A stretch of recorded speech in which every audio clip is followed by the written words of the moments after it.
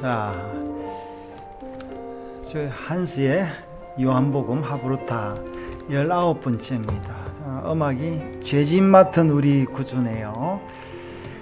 자, 오늘도 우리 하나님 말씀 요한복음 7장입니다. 7장에 뭔 이야기냐 하니까 예수를 잡으려고 하는 이야기입니다.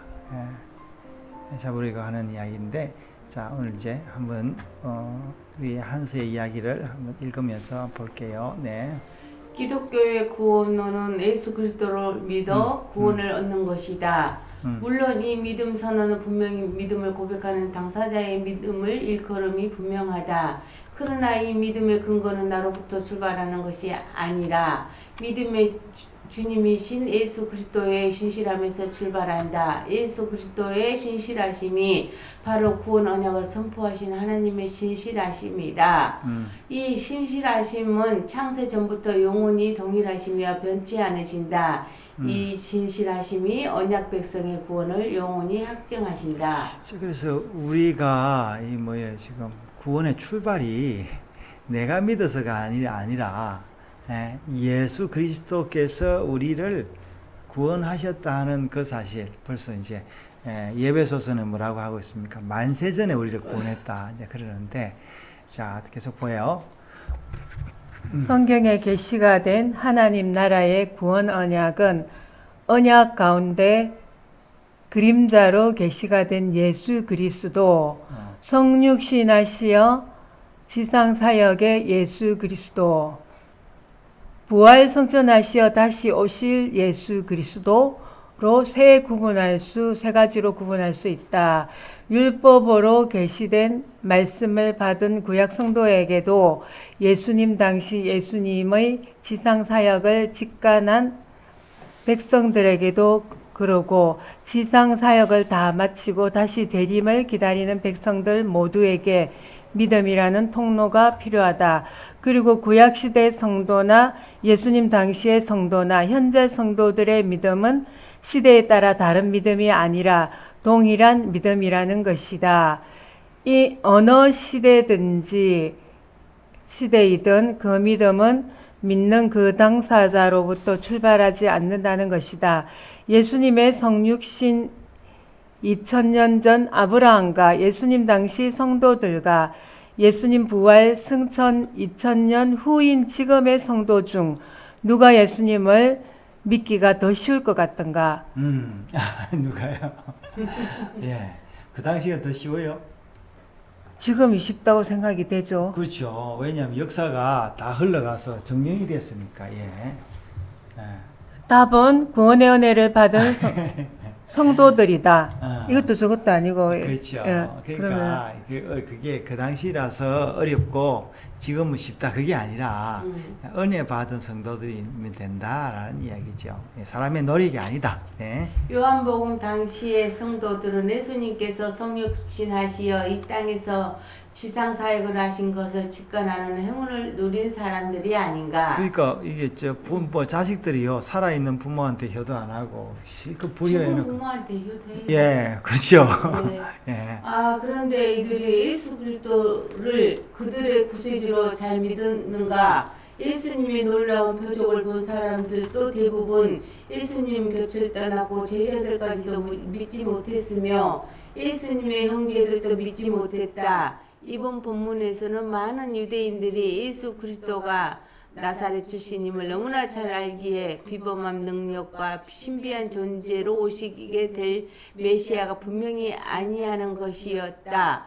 언약의 말씀의 여러 가지 모습으로 예언된 메시아를 자신들이 생각하는 메시아로 우상화해 나사렛 예수 이 사람을 단순히 이웃 사람 정도로 평가한 것이었다. 그러니까 이 우상화하면요, 이 사람들이 믿기도 좋고 많은 사람들을 끌어들일 수가 있는 거예요. 한 사람을 딱 해놓으면요. 예. 물론 예수님의 표적과 기적을 보고 이 순간 흥분하여 따라다녔을지라도 참 메시아로 인정할 수는 없었던 것이었다. 그리고 소위 종교 지도자들의 태도는 어땠는가? 이들은 백성들과 다른 메시아관을 가지고 있었다. 이들은 종교 권력을 가지고 있었기에 예수 그리스도께서 표적과 기적을 통하여 백성의 인기를 얻는 것이 자신들의 자리 지킴의 위험 요소와 방해거리로 생각하고 항상 예수 그리스도를 죽이려는 괴계를 꾸미고 있었다. 예. 그러면 지금 이렇게 머리에다 안경 같은 거 쓰고 지팽이 딱 짚고 이렇게 망토 입은 사람이 지금 그거는 뭐예요? 그거는요. 자, 이런 예수님께 대한 잘못된 믿음과 대적 속에서 예수님께서는 계속 자기 선언과 표적을 행하셨던 것이다. 예수님께서는 자신이 이 땅에 온 것은 자기 스스로 온 것이 아니요 하나님 아버지의 구원 언약을 따라 보내심을 받은 것이고 자신을 보내신 분은 참되신 분이라고 선포했다. 그리고 자신을 잡으려고 혈안이 된 대제사장들과 바리새인들이 보낸 자들에게 예수님께서는 너희의 때가 아니라 하나님의 시간을 따라 자신을 자신신 이에게 돌아간다고 했다. 예수님께서는 철저하게 하나님의 언약에 따라 하늘의 시간표대로 이 땅에 오셨고 십자가 지시고 부활하시고 승천하시고 재림하신다는 것이다. 예수님의 존재와 사역 전체가 하나님의 구속 계획 안에서 시작되었고 완성될 것임을 분명히 하는 선언으로 예수님의 죽음과 부활 그리고 성천이라는 모든 구원 사건은 이미 하나님 아버지께서 정하신 시간표에 따라 이루어질 것이다. 그러나 예수님의 이 말씀은 믿음의 은혜가 없으면 결코 받지 못하기에 예수님께서 자신을 보내신 분께로 가신다는 말씀을 도저히 바로 알아들을 수가 없는 것이다. 누가 귀가 어두운 눈과 귀가 어두운 유대인들은 예수님께서 헬라인 중 흩어져 사는 자들에게 가서 헬라인들을 가르칠 것인가?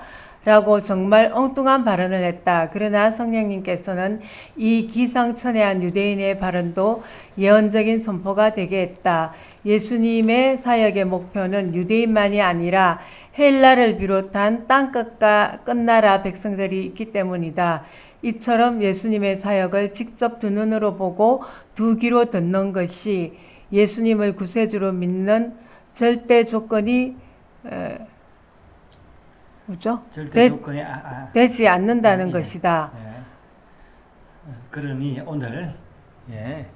오늘 성도가 2000년 전 사건을 믿음의 눈으로 보고 믿는 것이 누구의 능력이 있는가? 이게 믿음이 내게서 나온 것이 아니다.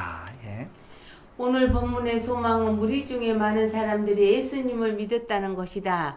그러나 이 믿음은 아직 순전한 참 믿음이 되지 못했다. 예수님께서 행하신 표적은 유대인들이 메시아로 대망하는 그 누구와도 비교할 수 없는 크고 위대한 것이지만 이들은 예수님의 행하신 그 표적에 따라 간신히 예수 그리스도를 믿고 있다고 증언하고 있다. 사실 예수님의 행적이나 표적은 세상의 어떤 책으로 또 기록하기에 부족하기 때문이다. 우리가 예수님을 나의 구주로 믿는 것은 예수님께서 행하신 표적이나 기적 때문이 아니다. 그럼에도 예수님의 표적을 통해서 믿음의 씨가 떨어진 것을 참으로 귀하게 여기고 있다. 이것은 은혜의 표적이기 때문이다. 아브라함에게도 예수님 당시의 백성들에게도 그리고 오늘에도 하나님께서 언약 백성들에게 은혜의 표적을 내리신다. 그래서 우리는 2000년 전 예수님을 나의 구세주로 믿고 있다. 네.